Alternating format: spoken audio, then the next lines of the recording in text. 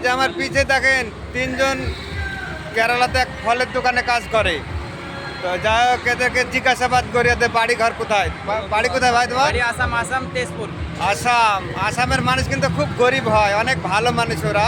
তো দেশ বিদেশে আমরা যে যেখানে আছি, যদি কোনো আসামি মানুষ যদি কোনো কাজের জন্য কোনো কিছু হেল্পের জন্য আসে, তো তাদেরকে অবশ্যই হেল্প করবেন, কারণ হচ্ছে আসাম অনেক ভালো একটা জায়গা, খুব গরিব মানুষেরা।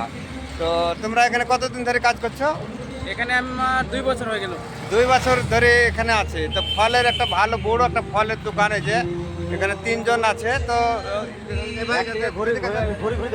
তোমার নাম কি? মিনারুল। মিনারুল। তোমার বাড়ি কোথায়? তেজপুর।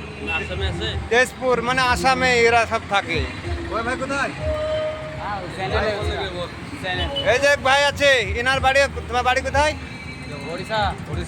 এর বাড়ি হচ্ছে উড়িষ্যা, মানে আসাম আর উড়িষ্যা মিলে এই ফলের দোকানে দীর্ঘদিন ধরে কাজ করছে।